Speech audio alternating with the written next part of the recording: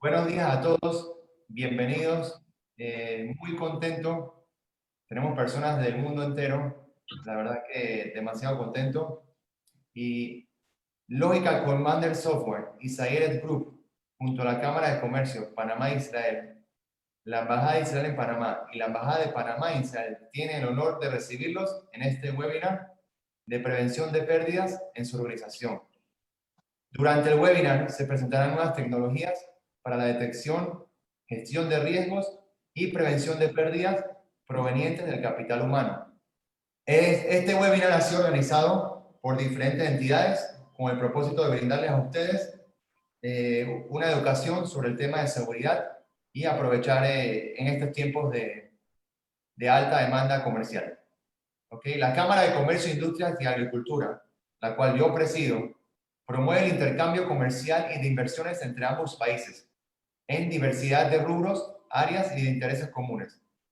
Tenemos un tratado de libre comercio entre Panamá e Israel, abriendo las puertas para muchas oportunidades en diferentes sectores para ambos países.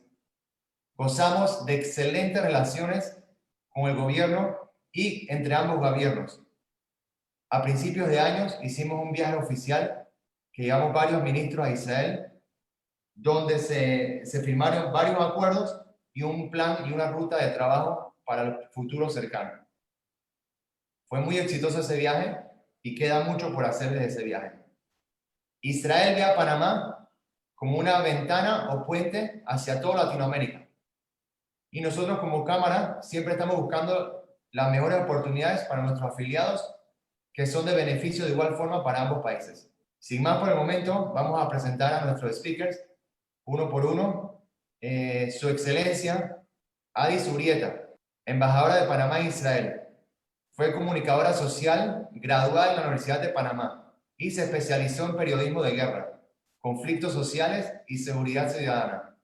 Ejerció por más de 16 años en diferentes medios nacionales e internacionales, escritos, televisivos y radiales.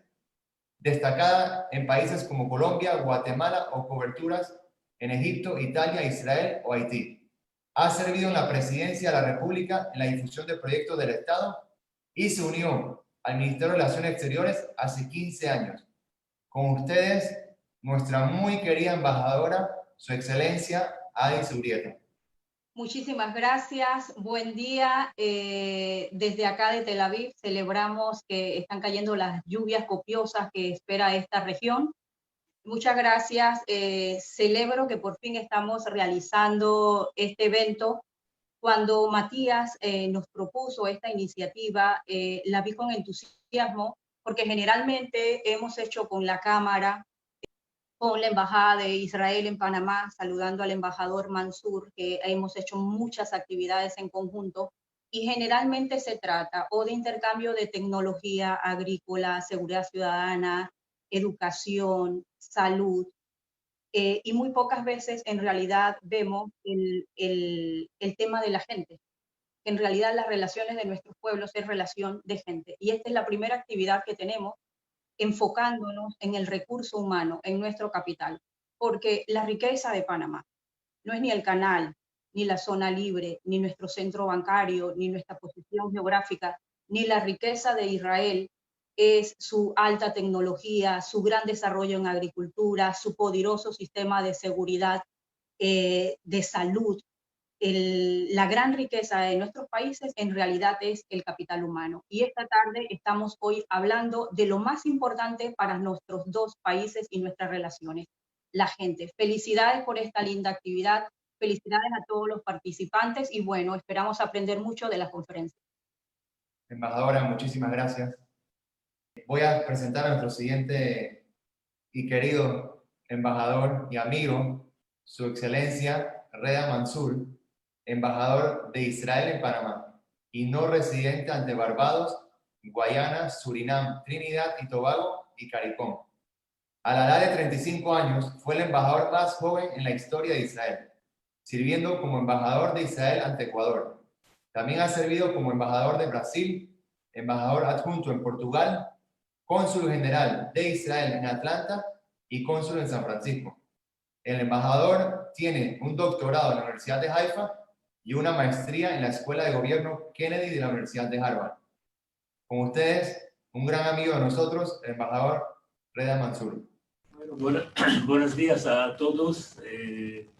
Gracias por esta invitación a estar contigo hoy en esta actividad tan importante para nosotros. La verdad que en la vida muchas veces los problemas que enfrentamos crean oportunidades. Y lo que sentimos aquí en la embajada en este mes, que con las plataformas digitales estamos llegando a conectar los dos países en manera que no pasó, podemos decir, antes. Para nosotros en la embajada aquí, con el apoyo de la embajada de Panamá en Israel también, y la embajadora querida Adis, estamos haciendo muchas actividades digitales llegando a compañías muy importantes en Israel que finalmente pueden llegar directo a presentar al mercado panameño, a ofrecer su cooperación. Este mes ya terminamos 3 actividades digitales de este tipo, con muchas compañías de Israel que tienen interés a llegar a Panamá, aprovechar nuestro acuerdo de libre comercio. Hay que recordar a todos los participantes que este acuerdo es un acuerdo muy especial.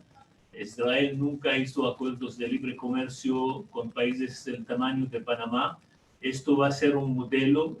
Ojalá si tenemos éxito vamos a seguir a hacer más acuerdos de este tipo. Panamá para nosotros tiene importancia mucho más del país mismo, porque nosotros creamos en la visión del país a ser hub regional y internacional de Centroamérica y el Caribe y de las Américas. Y esto lo que yo estoy explicando a todas las compañías israelíes. Cuando vayan a Panamá, no es solo para el mercado de Panamá, más hay que pensar cómo salen de Panamá, con el canal de Panamá, con el puerto, con todo lo que Panamá puede ofrecer, y hacer negocios de aquí hasta toda región. Gracias, embajador. Gracias a usted por las palabras y la verdad que gracias por su amistad y siempre colaborar en todo lo que pidamos. Muy agradecidos. Bueno, voy a presentar a la licenciada Anet del Carmen Solís. Tengo poco tiempo en conocerla, pero una gran persona. La licenciada es psicóloga con 15 años de experiencia en recursos humanos en el Estado. Actualmente es jefa de la Oficina Institucional de Recursos Humanos de la Fiscalía de Cuentas. Licenciada, más que un honor recibirla y escucharla. Muy buenos días a todos. Para mí es un placer estar compartiendo con ustedes este breve espacio. Como lo mencionara nuestro querido Salvador, mi nombre es Anet Solís.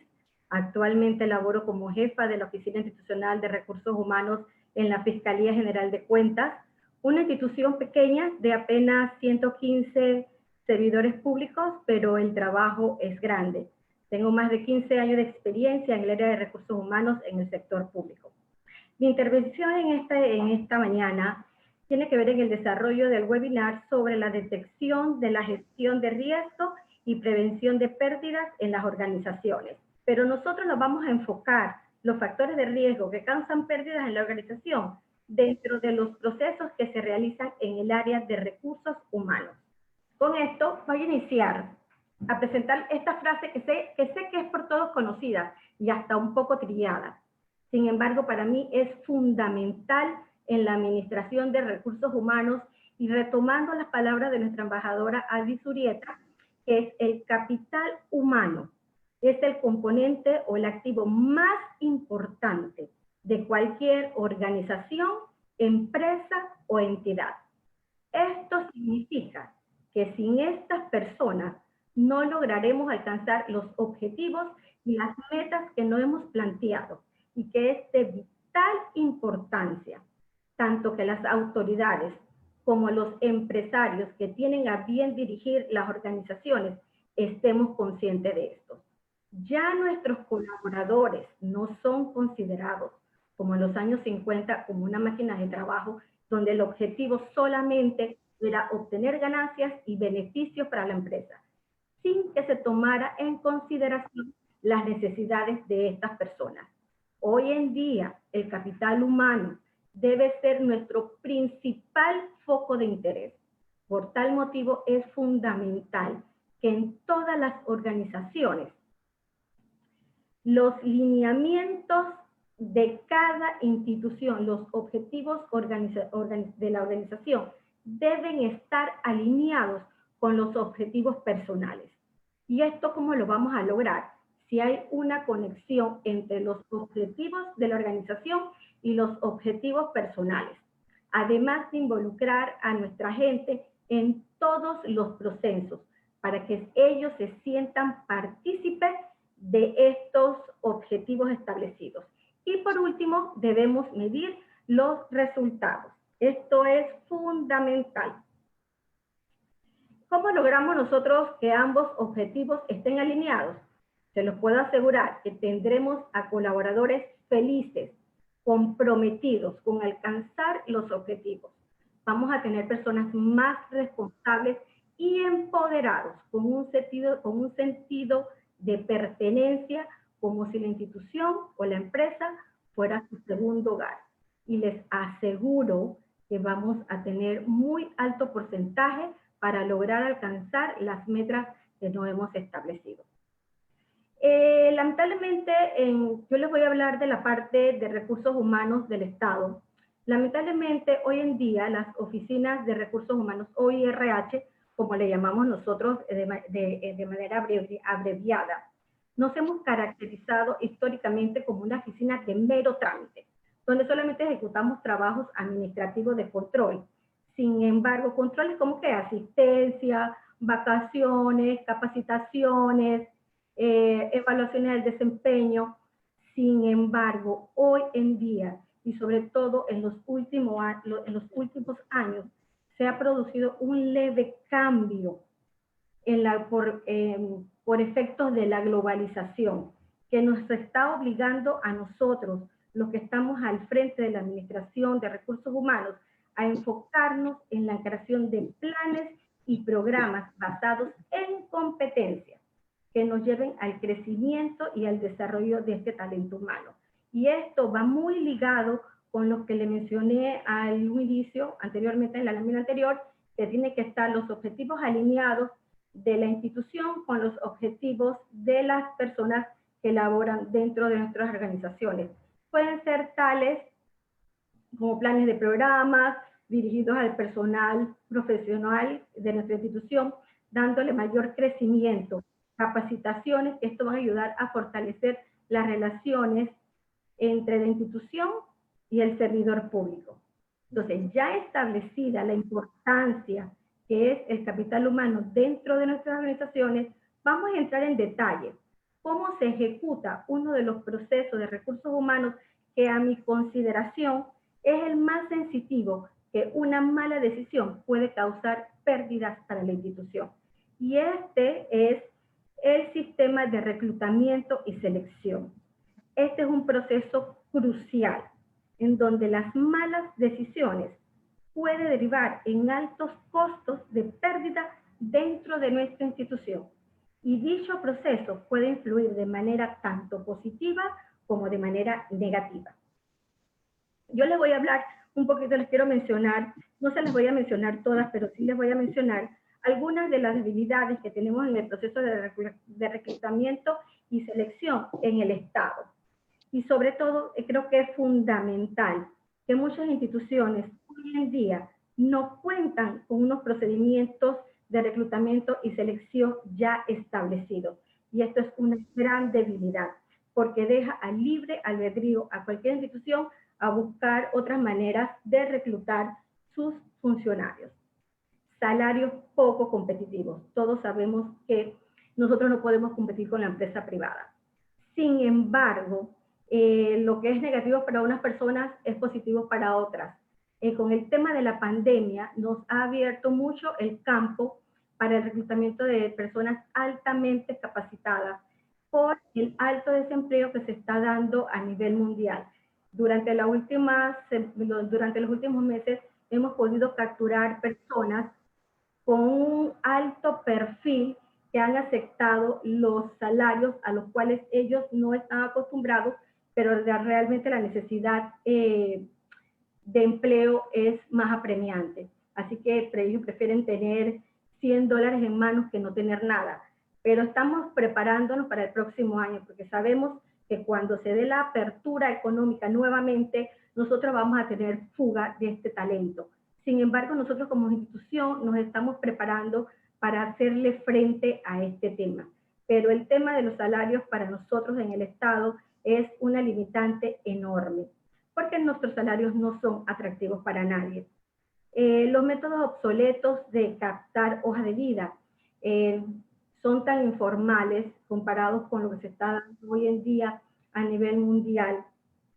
Con el tema de la pandemia se ha expandido muchísimo más el sentido para captar hojas de vida que nos asuman a nosotros, pero nosotros estamos totalmente obsoletos en este tema. Las redes sociales es prácticamente nula en el Estado. Pero sí, pero vamos para allá. Poquito a poco nos vamos a ir metiendo en el tema esto de las redes sociales.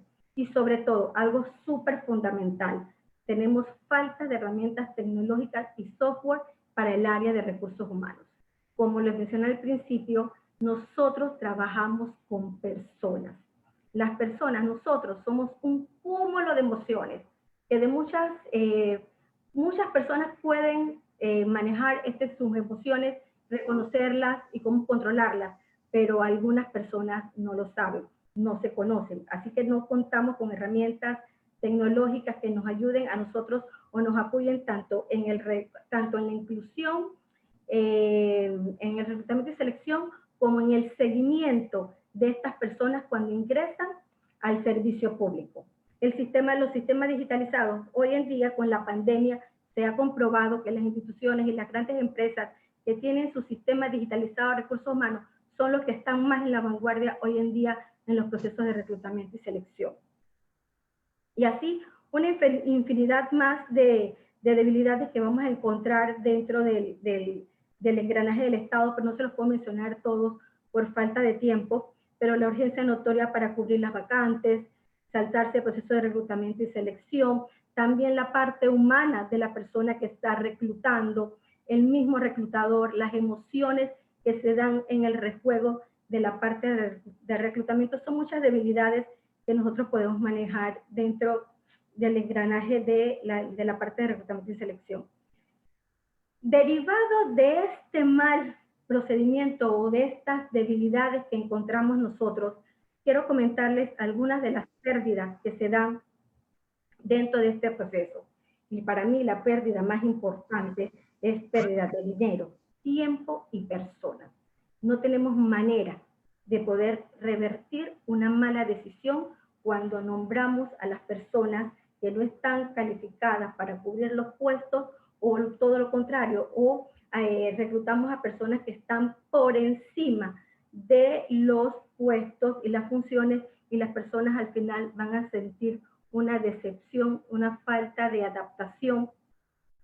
Vamos a encontrar inestabilidad en los equipos de trabajo, disminución de la productividad, porque si tú tienes a servidores públicos insatisfechos dentro de la institución, tengan por seguro que la disminución de la productividad va a bajar. En la empresa privada vamos a tener pérdida potencial también de clientes. Las emociones y las actitudes son contagiosas, y sobre todo las emociones negativas. Si tenemos a personas dentro de nuestro engranaje, de nuestra planilla, de los servidores públicos que trabajan en nuestra institución, les aseguro que estos factores negativos van a ser multiplicados dentro de los equipos de trabajo. Esto es como un resfriado, como el coronavirus, que se contagia fácilmente. Tenemos falta de adaptación, insatisfacción, vamos a de nuevo disminución de las ganancias. Bueno, una infinidad de problemas que vamos a nosotros a tener consecuencias de una mala ejecución en el proceso de reclutamiento y selección. Hoy en día, con el tema de la pandemia, definitivamente que no hemos tenido para el Estado, es totalmente nuevo esto de los reclutamientos virtuales. Siempre habían sido de manera presencial. A mí en lo personal me ha costado un poco más de trabajo meterme en este rejuego del reclutamiento virtual, pero tiene sus pros y tiene sus contras. Lo positivo que podemos ver, que tenemos ahorro de tiempo y dinero.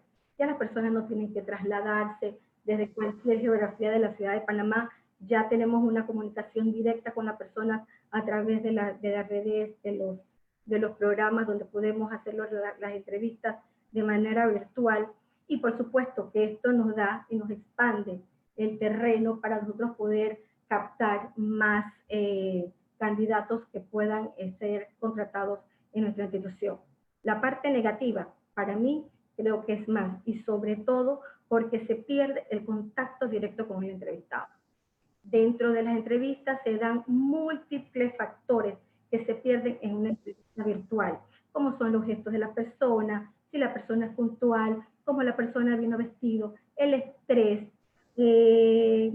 incluso se puede percibir si el candidato se preocupa, si está ansioso. Todos estos son factores que de manera negativa van a influir dentro de nuestro proceso de reclutamiento y selección. Pero ya para finalizar, quiero decirles que estemos conscientes de que el capital más importante dentro de nuestras organizaciones son las personas.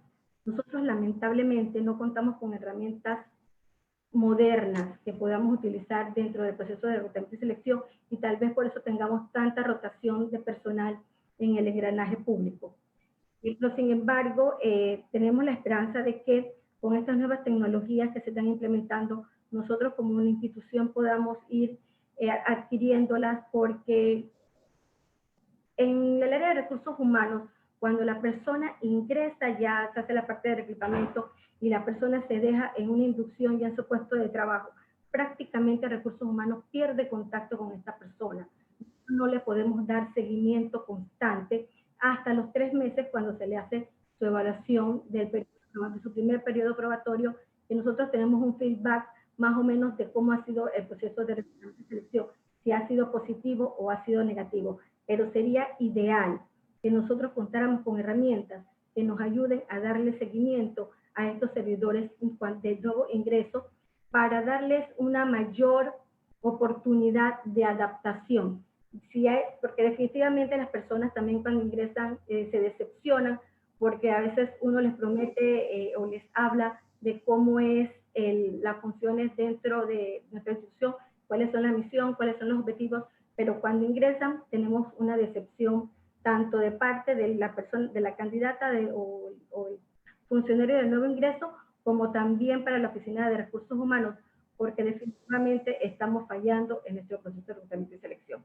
Por eso es bien importante que seamos conscientes que estamos trabajando con personas. Luego lo repito, nosotros somos un cúmulo de emociones que a veces son difíciles de controlar. Así que quiero agradecerles, es cortito el tiempo, quiero agradecerles a los organizadores por invitarme a ser partícipe de este webinar, y les deseo los mayores de los éxitos. Muchísimas gracias.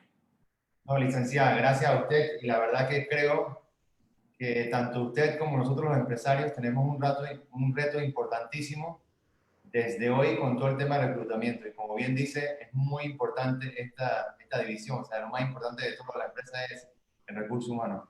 Así que tenemos que ponernos bastante actualizados en ese sector.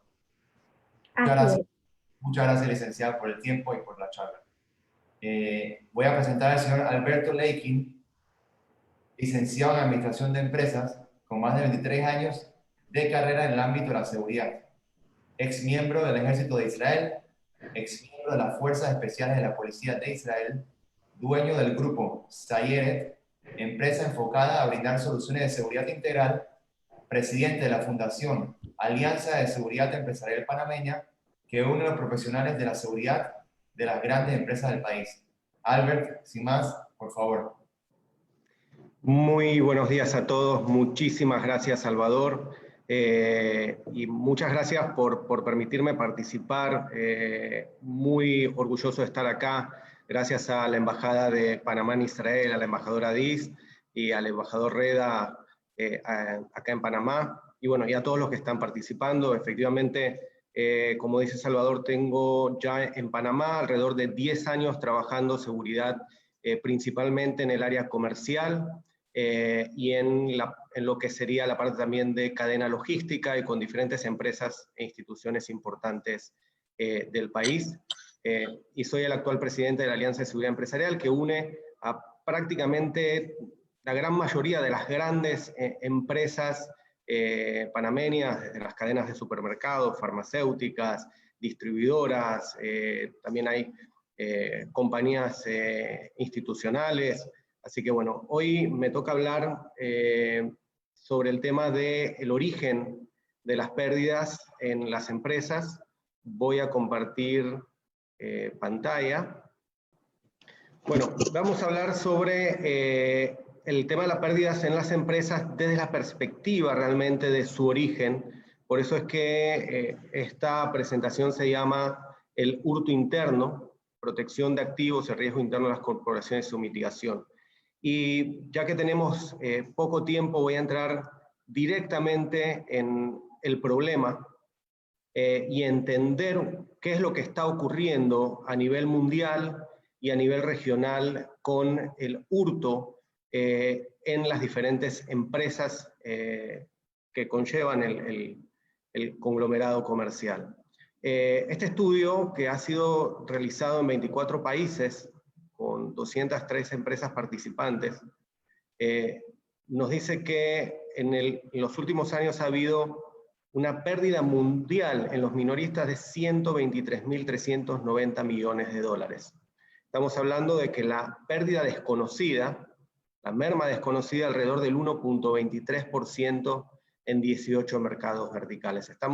Muchas veces no se entiende o no se ve desde la perspectiva empresarial, ni de la perspectiva, digamos, del gobierno, de los estamentos de la ley que atacan el problema delincuencial en los países.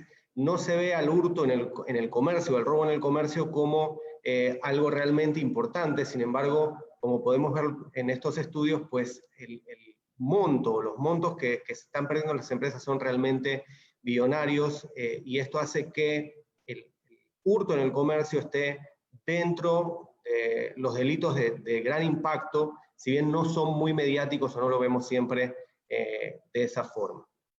Fíjense que para Latinoamérica posee el índice de hurtos más alto del mundo, registrando una merma de 1.55%, lo que representa unos 10.8 billones de dólares. O sea, estamos hablando de un tercio de la utilidad de los negocios, y aquellos empresarios que nos están acompañando pueden entender la importancia de esto en sus empresas.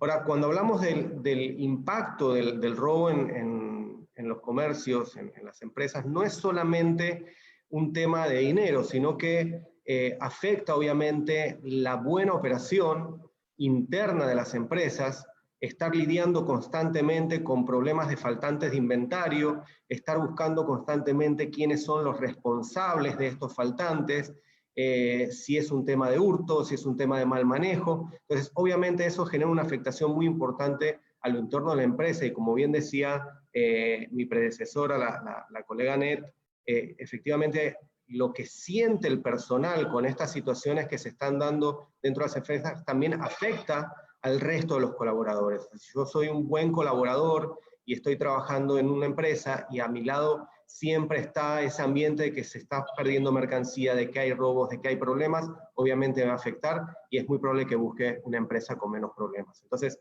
vemos que hay una afectación importante a la operación, a la toma de decisiones y obviamente a la percepción de los clientes.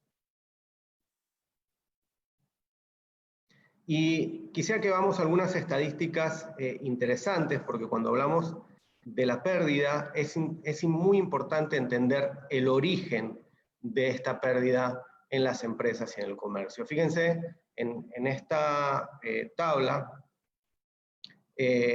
podemos observar que el hurto externo, el delincuente, el canchero, como se le llama, el ganchero en otras partes de la región, representa solamente un 33%. Y esto es algo que yo me he encontrado mucho cuando hago consultorías con empresas, que se pone mucho énfasis a el hurto de estos ladrones, a cómo protejo la mercancía, los diferentes elementos tecnológicos para la protección, videovigilancia, sistemas de EAS, pero el verdadero origen lo vemos no en el canchero de afuera, en el ladrón externo, sino en este 44% que es el hurto interno, el hurto generado por los mismos colaboradores, sumados a temas como errores administrativos, fraudes con proveedores, etc. Esto nos lleva a entender que alrededor de un 67% a 70% de las empresas que tienen una llegada al público, pues es pérdida originada dentro. Más aún, obviamente, en áreas más sensitivas, como puede ser la bancaria, como puede ser empresas de distribución o al por mayor. Entonces, entender este origen nos ha llevado a nosotros como profesionales de la seguridad a empezar a ver realmente la seguridad dentro de las empresas desde una perspectiva mucho más ligada a qué está pasando con el recurso humano. El costo del fraude interno es alrededor de $12.000 a $15.000 por año por empleado. Entonces, muchas veces cuando me toca hablar con diferentes empresarios, los procesos de reclutamiento, los filtros de reclutamiento, los ven muchas veces como un gasto que como una inversión. ¿Por qué? Porque prefieren poner, obviamente, ese dinero en temas que son mucho más relevantes para ellos en el día a día, que es la venta, que es las promociones, que es la operación. Pero, efectivamente, tener un buen sistema de reclutamiento nos va a ahorrar muchísimo dinero y al final va a hacer que nuestras empresas puedan ser mucho más rentables. Un tercio de las bancarrotas se deben a robos por empleados. Esta estadística del Statistics Research Institute es increíble y nos lleva un poco a entender realmente dónde está el origen del riesgo. Fíjense, un 75% de los empleados en un informe se ha reportado que le ha robado por lo menos una vez a su empleador. O sea, ha reportado. Imagínense quienes no han reportado. Y esta estadística por sí sola es desconcertante porque vamos a ver primero algo interesante. Muchas veces nosotros vemos dentro de las empresas que se busca o se cree que el ladrón pues va a ser esa persona de los rangos bajos, el aseador o la persona del depósito o la vendedora. Sin embargo, hay que tener bien en cuenta que cuanto más alto está el colaborador en el rango empresarial, más impacto va a tener la deshonestidad dentro de la empresa. Y vemos que acá, por ejemplo, en esta estadística que puse, fíjense que la educación también se ve dentro de estos porcentajes de robo en las compañías. Si la persona tiene secundaria, licenciatura y posgrados, los vemos dentro de las empresas. Y si bien podemos ver que un posgrado tiene un 11%, pero la relación al impacto que va a tener esa deshonestidad dentro de la empresa, pues va a ser mucho más alta al impacto que puede tener un colaborador de rangos bajos que hormiga. Ok, pedimos a todos mantener silencio los micrófonos. El robo hormiga es una afectación muy importante por el volumen, pero las personas de altos puestos dentro de las compañías pueden generar efectos que lleven al final a pérdidas muy importantes. Hay una regla que yo uso bastante para entender, una estadística bien interesante, que es la regla del 25-50, que nos dice que el 25%, del 100% de empleados que puedo tener en una empresa, el 25% se reclutan o vienen ya enfocados a entrar a nuestra empresa a robar. O sea, que van a buscar trabajo en nuestra empresa porque van a venir a robar, porque van a encontrar en nuestra empresa una oportunidad para generar el robo. Luego tenemos otro 25% ¿sí? Que por más necesidad que tengan, son esas personas honestas, leales, que nunca van a tocar ni siquiera un bolígrafo dentro de nuestra empresa.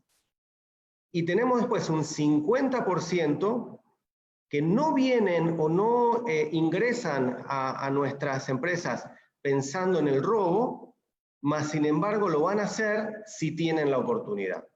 Entonces, efectivamente, tenemos un 75% de nuestros colaboradores con un nivel de riesgo importante a manejar. Y acá es donde yo siempre hago las preguntas cuando hacemos consultoría, bueno, ¿qué hacemos con este 25% que siempre roba? ¿Qué hacemos con este que nunca? ¿Y qué hacemos con este 50% que va a robar si tiene la oportunidad? Y la respuesta en sí es bastante sencilla, pero no todas las empresas manejan esta dinámica. Y es que, efectivamente, para este 25% que siempre va a buscar robar, tengo que tener sólidos procesos de preempleo que me permitan detectar a esta gente antes de que entra, y después, obviamente, procesos internos de seguridad para su detección y sacarlos de las empresas. A este otro 25% leal, obviamente, es gente que la voy a querer traer, que la voy a querer sumar a la causa de la empresa, que los voy a querer promover, que los voy a querer poner en puestos de responsabilidad, pero también tengo que tener herramientas que me permitan detectar a estas personas dentro de la empresa. No es algo tan simple. Y para este 50% que va a robar si tiene la oportunidad, pues es una persona que va a entrar muy bien, va a pasar muy bien los filtros, pero algo va a pasar durante su trabajo, durante su vida en la empresa, que lo va llevando, ¿sí? Lo va llevando a cometer este delito. Y fíjense en esta otra filmina que yo digo que este 50% nosotros mismos como empresa tenemos la receta para ser ladrones.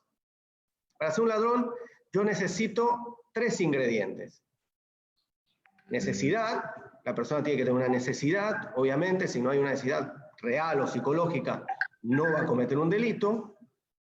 Luego necesito una justificación, porque yo puedo tener la necesidad, pero necesito algo que me empuje a cometer ese delito, y esa justificación puede venir desde, como dijo la licenciada Anet, de desconformidad dentro de mi empresa, desde el mal salario, desde un montón de razones que a veces la empresa tiene la forma de trabajar y otras no, y al final necesito una oportunidad. O sea, la persona puede tener mucha necesidad, puede tener la justificación, pero si yo tengo procesos muy robustos, no tengo brechas que permitan al ladrón robar, pues le va a ser muy difícil robar por más ganas que tenga. Pero si tengo estas 3, obviamente voy a tener un ladrón. ¿A qué nos enfrentamos nosotros como profesionales de la seguridad? Es que la mayoría de las veces nosotros trabajamos solamente en tratar de detectar qué oportunidades hay dentro de la empresa, cuáles son los fallos en los procesos, o dónde están las brechas que el ladrón puede tomar como oportunidad, pero nos cuesta mucho trabajar en esa parte psicosocial, que es la necesidad y la justificación. ¿Ves? Hoy, ya Matías, cuando haga su presentación, vamos a entender cómo hoy en día sí ya tenemos estas herramientas para manejar estas 3 partes y poder trabajar realmente, profundamente la seguridad dentro de una empresa. ¿Y qué elementos nosotros deberíamos detectar en un preempleo? Pues estos que generan la necesidad, como deuda, situación económica crítica, enfermedades graves, droga, alcohol, adicción al juego, elementos que generan la justificación, pues pasado criminal, entorno criminal, una serie de factores y elementos que son muy importantes detectar y que necesitamos estas herramientas específicas. Sé que tengo poco tiempo, así que voy a ir cerrando, pero todos estos elementos que hablamos, fíjense que es muy importante o deberían ser detectados en la fase de preempleo. Entonces, luego en la fase de preguntas y respuestas podemos ampliar un poquito más, pero fíjense que cuando hablamos de pérdidas en una empresa, muchas veces pensamos en procesos, pensamos en el ladrón que va a entrar, pero en realidad el origen real, cómo nosotros podemos disminuir las pérdidas en una empresa, es la forma en que nosotros trabajamos con nuestro recurso humano. Y obviamente el monitoreo luego en el transcurso de la vida laboral del colaborador.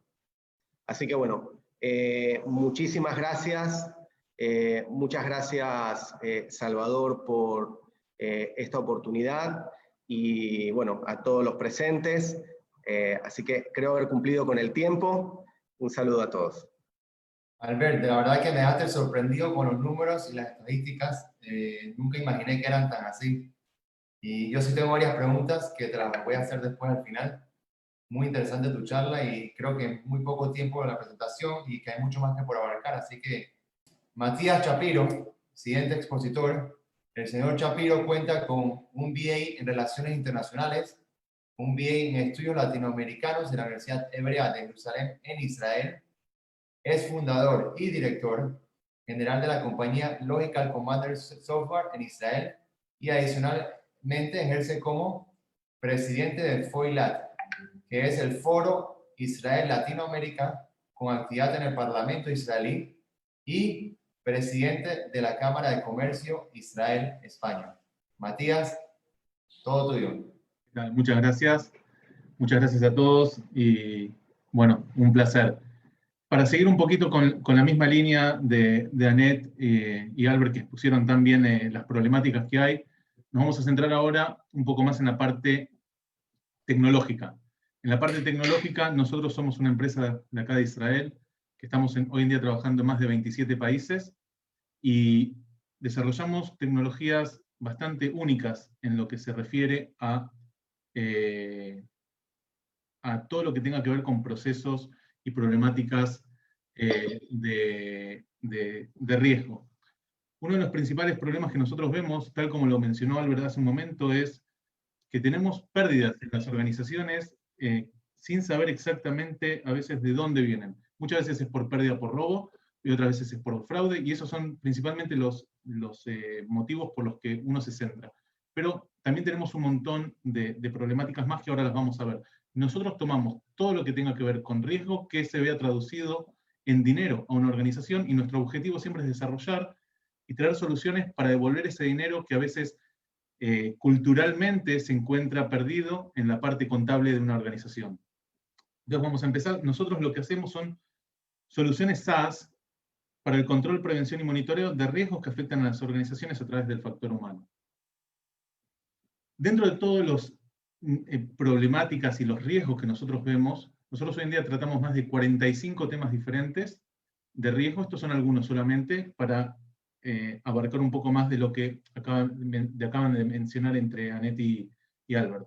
Nosotros detectamos casos de fraude, sobornos y coimas, casos de extorsión, fugas de información confidencial, robo, uso de drogas ilegales, juegos de azar, consumo de alcohol, acoso sexual, lealtad a la empresa, lavado de dinero, activismo en sindicatos. Muchas veces es muy problemático y es importantísimo en los preempleos poder detectarlo, explotación infantil, acciones y actitudes criminales como crimen organizado, terrorismo y tráfico de influencias, satisfacción con salarios, satisfacción con la corporación, calumnia e injuria, y sentimiento de los trabajadores y el estado emocional, lo que se llama riesgo psicosocial, y junto con eso muchísimos temas más.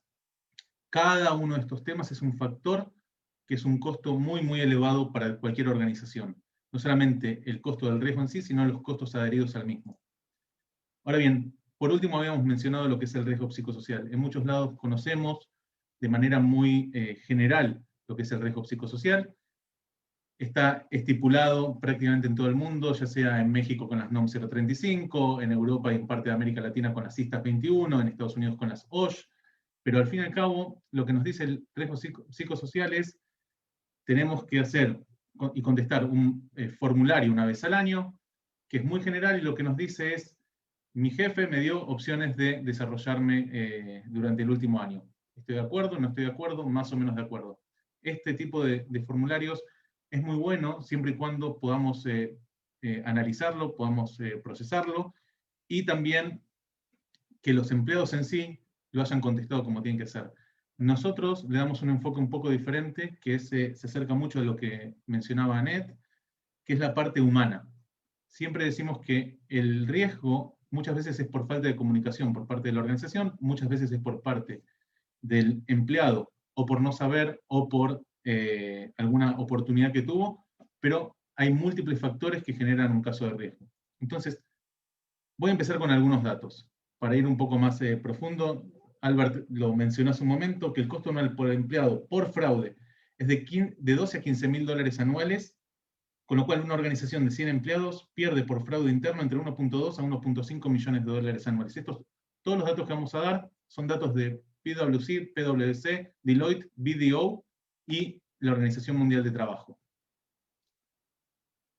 Se calcula que el 30% de los empleados sufre de burnout, el síndrome del quemado. 1 de cada 10 sufre de depresión y más del 50% no son productivos durante el 60% del tiempo. Se estima que producto del coronavirus, del COVID-19, el incremento por fraude interno va a tener una suba de por lo menos el 40% durante el 2021. Y los costos adheridos al robo interno, filtración de información, acoso sexual, lavado de dinero, coimas, uso de drogas, exceso de alcohol y otros son costos extremadamente altos para una organización. Y hasta hoy es muy, muy difícil de medir empíricamente. Con lo cual, muchas veces pensamos que tenemos algún tipo de problema dentro de una organización, pero no estamos seguros.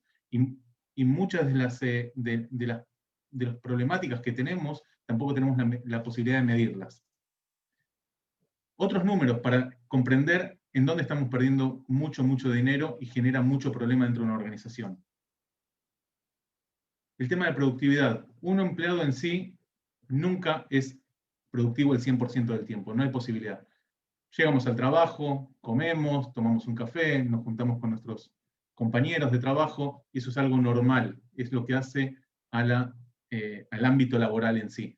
Pero una persona que está con una tendencia al síndrome del quemado o al burnout, 2 horas más no va a estar aproximadamente activo, no va a estar productivo. Con lo cual, si una persona que está perdiendo 2 horas más al día, con un salario mínimo de $4 a la hora, le va a generar una pérdida en la organización de $8 diarios, que son en 22 días laborales $176, más de $2.000 al mes, y en 100 empleados son más de $200.000 que la organización está perdiendo por no poder detectar una tendencia al burnout. Y esto es cuando estamos hablando de un salario mínimo de $4 la hora. Cuando tenemos burnout alto y todavía no crítico, la persona generalmente está ausente, está enferma, no tiene capacidad de concentrarse y ser productivo prácticamente la mayor cantidad del tiempo. Con lo cual vamos a decir que 6 horas diarias no está siendo productivo. Con lo cual estamos hablando de $24 por día, $528 por mes y más de $6.000 al año. Con lo cual estamos hablando de más de $500.000 en una empresa de 100 empleados. Muchas veces no sabemos de dónde se pierde el dinero. ¿Cómo puede ser que invirtamos tanto en nuestro capital humano, pero al fin y al cabo no estamos progresando, no estamos avanzando? Ahora, vamos a agrandar un poco más estos números. Vamos a decir algo muy importante: el 54% de los empleados a nivel global se mantienen en el lugar de trabajo entre 3 y 5 meses. Vamos a ir a números todavía más bajos. Todavía vamos a decir que cada 6 meses hay rotación. Significaría que en una empresa con una tendencia al síndrome de burnout estarían perdiendo únicamente en los salarios, con falta de productividad, más de $400.000. Y con burnout alto, cerca de $1,5 millones. Es mucho dinero. Si nosotros podemos detectar una tendencia al síndrome de burnout, significa que vamos a tener una organización mucho más saludable, posiblemente con menos rotación, con menos ausentismo, menos enfermedades, más productivos y más felices también. Ahora bien, antes de ingresar en breve qué es lo que nosotros hacemos, voy a agregar dos números más. El 12% de las organizaciones en el mundo tienen capacidad de detectar un caso de riesgo. El 74% de los casos detectados dentro de ese 12% proviene de una persona dentro de la organización que dijo que hay un problema, con lo cual prácticamente no hay capacidad de detección automática de casos de riesgo. El proceso de identificación dura de 12 a 18 meses. Recordemos que dijimos que hace un momento que la rotación del 54% de los empleados es de cada 3 a 5 meses, con lo cual podemos entender que gran parte de los pequeños casos de riesgo que podemos detectar, no los podemos detectar automáticamente, y si detectamos algo, ya seguramente el empleado no se encuentra en la organización. En breve, para entender un poco nuestra tecnología, antes de ingresar en el sistema, mostrarles de manera muy rápida y breve, nosotros, todas nuestras evaluaciones que nosotros hacemos y todas nuestras tecnologías son vía emociones de la voz. Nosotros detectamos emociones y niveles que son imposibles de detectar por el ser humano. Nosotros detectamos más de 150 parámetros emocionales junto con factores de estrés y nivel cognitivo. La mayoría de las organizaciones en el mundo que saben detectar emociones vía la voz, tanto en el sector de salud como en el de seguridad, saben detectar generalmente entre 3 y 7 parámetros. Nosotros detectamos más de 150 parámetros emocionales. Nosotros mostramos cerca de 15 parámetros de niveles de estrés y emoción de la voz junto con factores cognitivos. Esto permite una mejor toma de decisiones, reducir riesgos en tiempo real y detectar eventos de alto impacto organizacional y corporativo. Lo más importante es que es sin intervención humana. Cuando tenemos intervención humana en un proceso analítico, los resultados tienden a variar indefectiblemente porque somos humanos. Hay múltiples factores que nos generan que el proceso analítico cambie entre analista y analista, analizado a analizado, etc. Y lo más importante para entender nuestra tecnología es que la detección de las emociones no es lo que una persona dice o cómo lo dice, sino cómo realmente se siente la persona en relación a la pregunta que le genera el sistema. Con lo cual, el sistema le genera una pregunta, la persona reacciona frente a esa pregunta y genera un nivel de riesgo o un nivel de alerta para el riesgo psicosocial, que vamos a ver los dos sistemas. Lo que es muy importante es siempre la metodología, no solamente el algoritmo y la capacidad tecnológica, sino la metodología. Hemos visto durante el tiempo que la mayoría de los problemas que hay a nivel tecnológico o de metodología que hay en otros sistemas, falla principalmente por la metodología.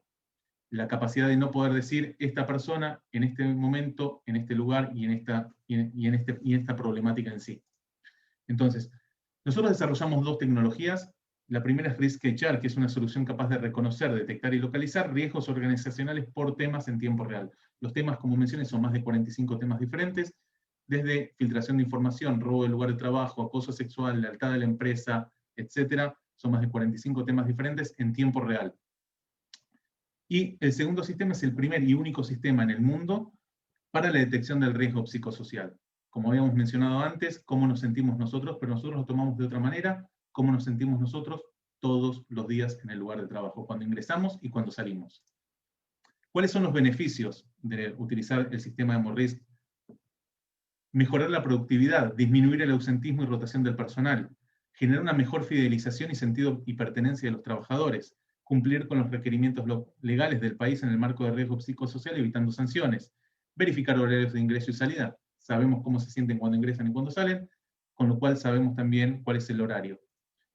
Permitir mitigar en tiempo real casos de alerta que generen riesgos, resultados eficientes y exactos, conocer progresivamente el estado emocional actual y las condiciones psicosociales de los trabajadores desde un panorama más amplio y con un enfoque humano, identificar y detectar factores psicosociales que requieran prevención o intervención, mejor análisis y toma de decisiones a la hora de intervenir, y algo muy interesante que se genera en base de los datos que recibimos es detectar líderes positivos y negativos.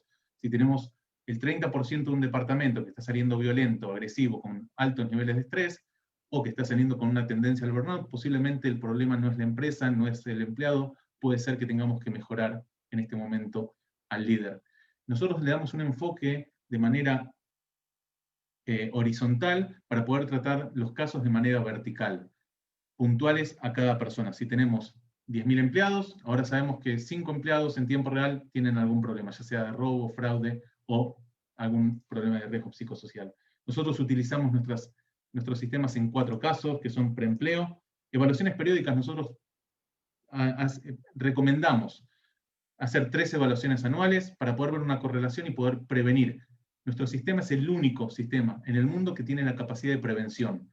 Cuando podemos prevenir, el costo de la prevención tiende a 0 en relación a un costo de riesgo, con lo cual nosotros sabemos que nosotros podemos generar un ahorro a una organización de no menos del 98% de los costos de los riesgos, más los costos adheridos a los casos de riesgo. Estamos hablando de investigación, el tiempo, abogados, etcétera, etcétera, que prácticamente no se termina de contar. Evaluaciones puntuales por tópico de riesgo, que estamos hablando de una investigación muy profunda en caso de un riesgo específico, una evaluación periódica, y evaluaciones diarias para verificar estados anímicos, que es la salud social, la salud laboral, el riesgo psicosocial, MORRISC. Las evaluaciones a diferencia de prácticamente todo lo que hay en el mercado, nosotros lo único que requerimos es parlante y micrófono abierto junto con conexión a internet, y que lo hagan en un lugar tranquilo y libre de ruido. Pero algo muy interesante es que podemos hacer las evaluaciones desde cualquier lugar, desde nuestra casa, desde el vehículo, desde la oficina, desde el salón de nuestra casa, en donde querramos, y podemos hacer miles, decenas de miles de evaluaciones al mismo tiempo e inmediatamente recibir las alertas de las personas con algún tipo de problema. Esto es extremadamente importante. No necesitamos movilidad, no necesitamos costos operacionales, no necesitamos a nadie que esté verificando que las personas estén haciendo las evaluaciones. Simplemente que les llegue el email o el link y de esa manera pueden ingresar y hacer la evaluación. ¿Por qué necesitamos esto? Porque todos los riesgos se traducen en un costo intrínseco o consustancial dentro de una organización. Y esto es exactamente lo que veníamos mencionando hace un momento. Lo que voy a mostrarles de manera muy rápida es, para que vean antes que nada cómo es Hemorrisk. Hemorrisk, el riesgo psicosocial, es una aplicación hoy en día que la gente ingresa al sistema y hace ingreso y salida, y lo único que tiene que decir durante 6 segundos es cómo se siente. Esta es la única pregunta que le hace el sistema. Es la única pregunta que le hace el sistema. ¿Cómo te sientes hoy? La persona le responde, vine a trabajar, me siento bien, no me siento muy bien, no importa lo que él diga, sino cuál es la reacción de esa persona frente al sistema.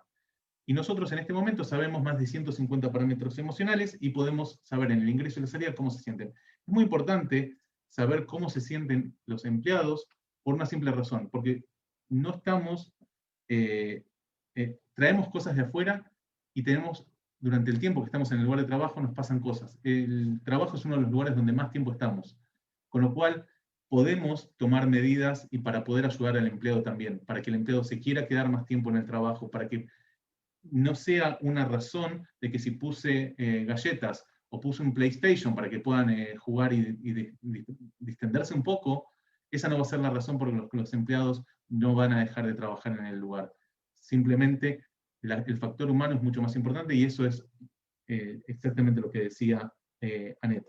Yo les voy a mostrar de manera muy simple y de manera muy rápida y concisa cómo es un poco el sistema. Uno de nuestros enfoques es ahorrar tiempo, ahorrar recursos y poder reducir los riesgos inmediatamente. Tener mayor información. Cuanto más información nosotros tenemos, más capacidades tenemos de tomar decisiones. Generalmente dicen integridad como una sola línea, integridad, ética, uso de drogas y alcohol. Para nosotros son múltiples y múltiples temas que los vemos todos en tiempo real. Digamos que acá tenemos nuevas alertas de riesgo por temas, acá tenemos 9 en total. Si tenemos 1000 empleados, significa que 991 empleados están bien. Con lo cual, únicamente ahora nos tenemos que centrar en las personas que tienen algún problema. Segundo, vamos a ver los detalles y cuándo es que ingresaron. Vamos a ver en qué tipo de riesgos estas personas salieron con algún caso de riesgo. En este caso, por ejemplo, vemos que esta persona salió con acoso sexual. Una evaluación preempleo periódica para nosotros tiene entre 15 y 22 temas. Significa que el resto de los temas están bien. Y nos vamos a centrar únicamente en los casos de riesgo. Vamos a ver, inclusive, si quisiéramos ver, por ejemplo, una evaluación completa, tenemos muchísima información sobre esta persona. Esta persona obviamente está todo mal, lo vemos aquí. Podemos oír qué es lo que dice, pero no hacemos un análisis semántico. Recordemos, esto es nada más un demo, esta no es una persona real, con lo cual no hace falta sentirse que algo está extremadamente mal. Pero vamos a ver, por ejemplo, a esta persona, y vamos a ver por qué es importante también ver, un segundo, esta persona menos, porque esto es un demo. Vamos a ver acá esta persona, por ejemplo. Vamos a ver lo que es la correlación a lo largo del tiempo, y esto es extremadamente importante. Nosotros podemos ver, estos son aproximadamente 7 o 8 años de trabajo, pero podemos ver cuál es el proceso y el progreso de esta persona a lo largo del tiempo, con lo cual, si tenemos cada 3 o 4 meses, podemos saber que esta persona estaba ingresando en algún tipo de riesgo y pudimos reducir el nivel de riesgo sin necesidad de tener que echar a esa persona. Puede ser que esa persona tenga una tendencia a la filtración de información y lo que tenemos que hacer únicamente es sacarle acceso a ese tipo de información que nos puede generar un daño, sin necesidad de echarlo. Podemos ver cuál es el proceso de esa. Podemos informarle qué es lo que se puede hacer y qué es lo que no se puede hacer. Lo mismo en acoso sexual, violencia, etc. Ahora bien, a diferencia de lo que es Risk HR, que son temas específicos que podemos tomar inmediatamente manos en el asunto. Hemorrisk, lo que es el riesgo psicosocial, son procesos, porque son procesos emocionales.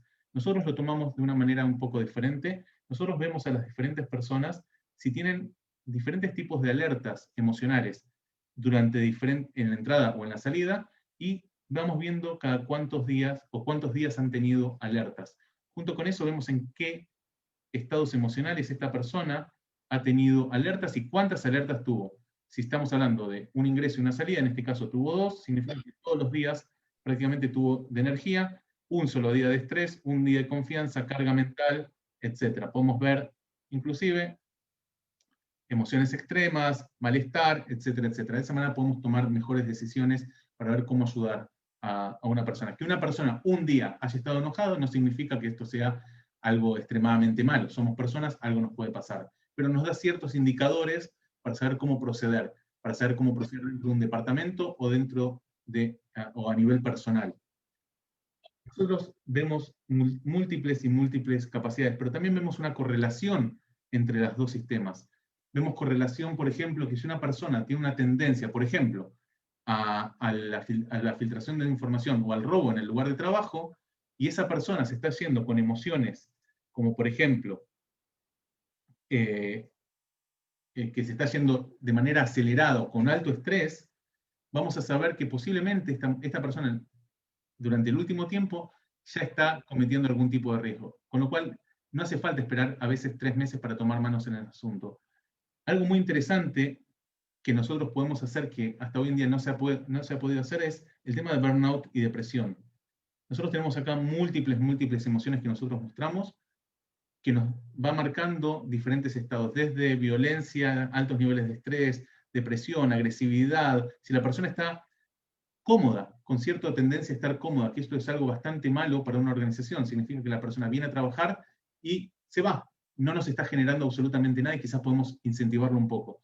Pero para terminar un poquito, nosotros medimos burnout en 4 niveles diferentes, más allá de si no tiene burnout, y esto es muy interesante porque psiquiatras en todo el mundo tienen la capacidad de detectar el burnout alto y crítico cuando la persona ya está enferma o no está llegando al trabajo, no está siendo productivo. Nosotros podemos detectarlo en niveles bajos y medios, con lo cual, al poder tomar manos en el asunto, en este caso es mucho dinero y muchos niveles de riesgo y menos ausentismo y menos rotación que vamos a tener en la organización.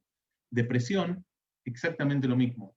Acá nosotros detectamos en 4 niveles diferentes, que incluye tendencia a la depresión, depresión episódica, depresión mayor o TDM, y depresión crónica o distimia. Esto es extremadamente importante porque los casos de distimia generalmente a un psiquiatra de muy alto nivel le toma entre 5 a 9 años de trabajo con el paciente.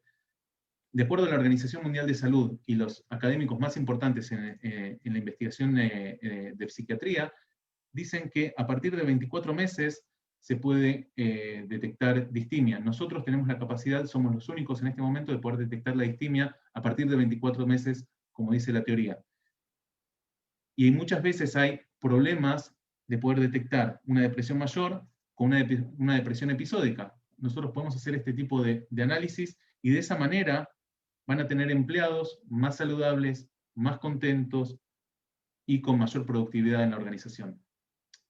Esto es de manera muy general, el sistema es muy grande, nuestras capacidades son más grandes todavía, seguimos agregando capacidades a los sistemas, y bueno, esto es en general de manera muy amplia. Matías, gracias. Muy buen sistema, muy interesante también. Sí tenemos ciertas preguntas que me están haciendo llegar. La primera, le voy a dar la palabra a la embajadora Adis, que tiene una pregunta para Matías.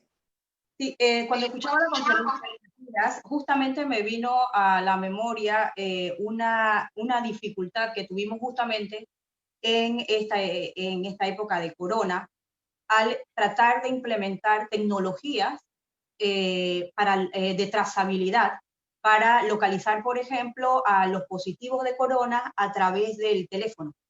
Es decir, que cuando tenemos este tipo de tecnologías que son un poco invasivas, se necesitan regulaciones en el Parlamento. Alguna de las que mencionaba Matías, por ejemplo, es la medición de voz, que equivaldría casi al polígrafo.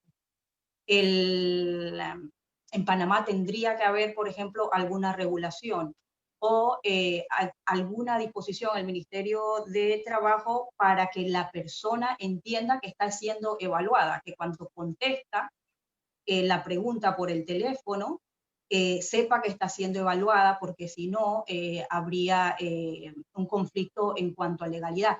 Y quería preguntar, este tipo de tecnologías, ¿cómo converge con las regulaciones en el tema laboral? Porque lo enfrentamos nosotros con el asunto de trazabilidad también aquí en Israel, sobre si la persona permite o no permite que sepan dónde está localizada y si estuvo contacto con algún coronavirus positivo. Aquí, por ejemplo, en la radio se avisa que puedes bajar el sistema para que te localicen, el de Magen, pero siempre es voluntario. Así es la regulación.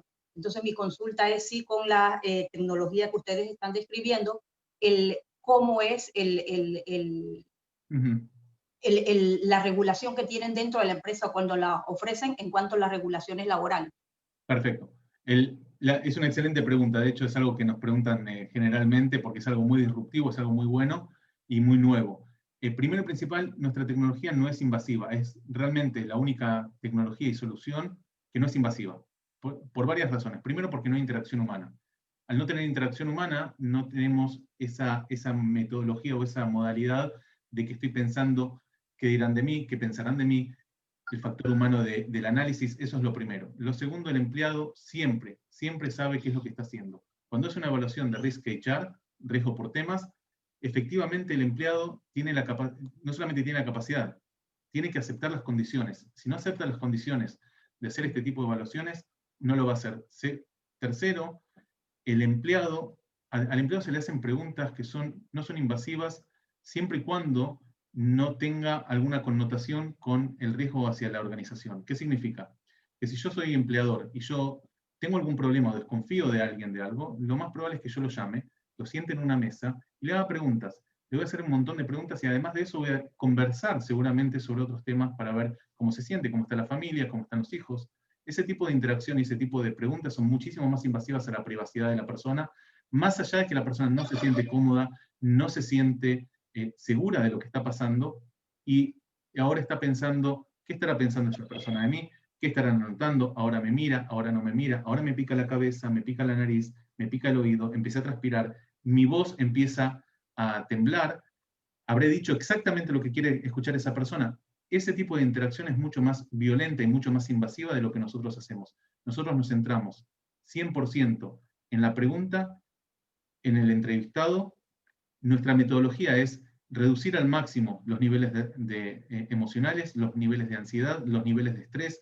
Elevamos el nivel cognitivo durante la evaluación para llegar a un nivel de accuracy, de capacidad que da casi un 100%.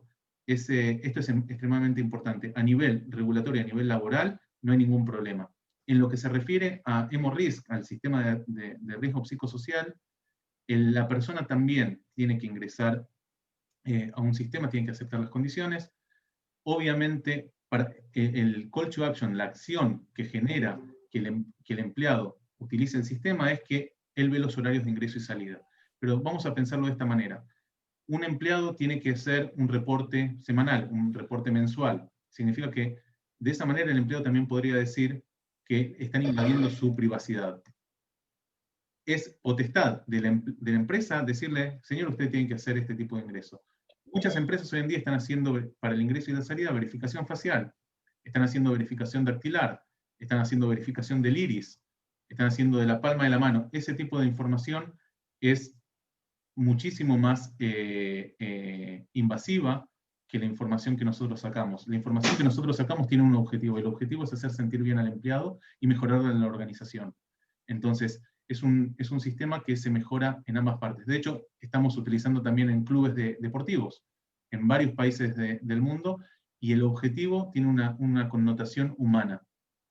Con lo cual no hemos encontrado en 27 países hasta este momento, estamos hablando de América Latina, Europa, África, Asia, Medio Oriente, ningún problema legislativo o problemático que alguien nos haya dicho esto no se puede usar en este país. Porque ya desde el vamos hay cierta potestad legal que permite a una organización hacer preguntas, y nosotros no nos centramos en todas las preguntas y todas las respuestas que haga una persona, sino únicamente en las personas que tienen un problema o que están trayendo algún tipo de riesgo, específicamente en ese tipo de preguntas. Y el objetivo no es echar a una persona. Cuando vamos a un polígrafo, hay interacción humana. Cuando vamos a un multiple choice, hay interacción humana, hay análisis humano, hay un montón de factores que inclusive son mucho más invasivos y mucho menos que cuiden la privacidad de la persona. Matías, muchas Gracias. gracias.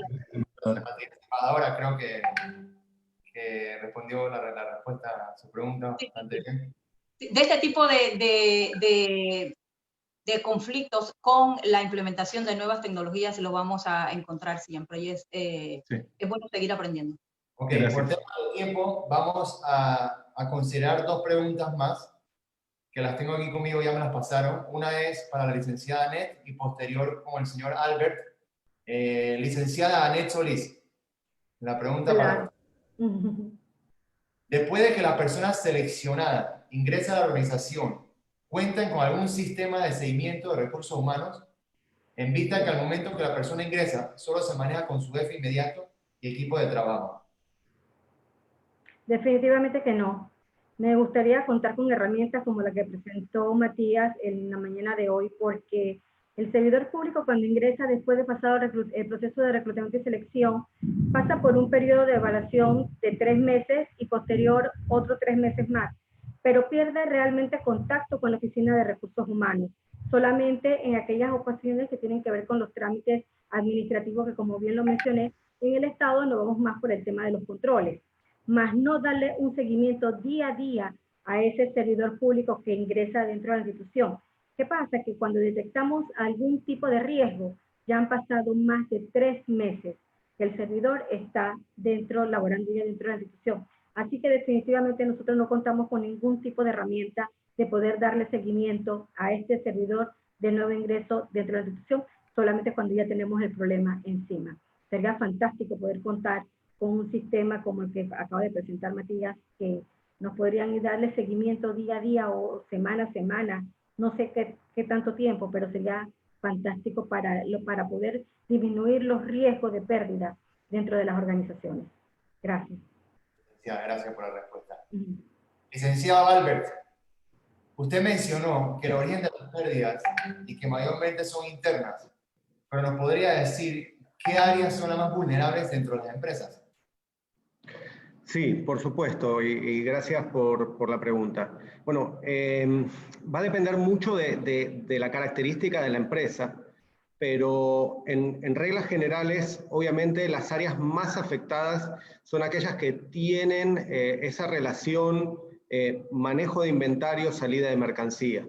En las empresas de retail lo vemos mucho en el área, obviamente, recibo de mercancía, despachos de mercancía, cajas, obviamente el área de cajeras, pero algo que muchas empresas no ven es todo lo que son los manejos a nivel, digamos, administrativo dentro de las empresas, en las áreas de contabilidad, en las áreas de inventario, ahí nos encontramos también con fraudes importantes.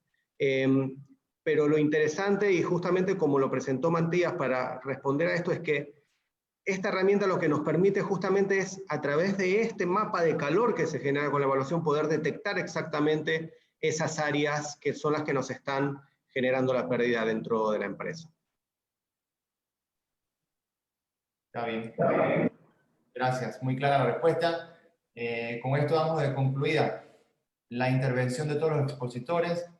Muchísimas gracias a todos por el tiempo. Me gustaría si pueden prender todas las cámaras por 1 minuto, unos segundos para tomar una foto general de todos los participantes. Cualquier cosa más que a la orden, a través de todos los canales de comunicación de nosotros, las embajadas, la Cámara de Comercio, nuestras 2 empresas, nuestra licenciada, verá que tienen todas las puertas abiertas para cualquier consulta, duda, comentario o lo que tengan que necesiten saber para sus empresas.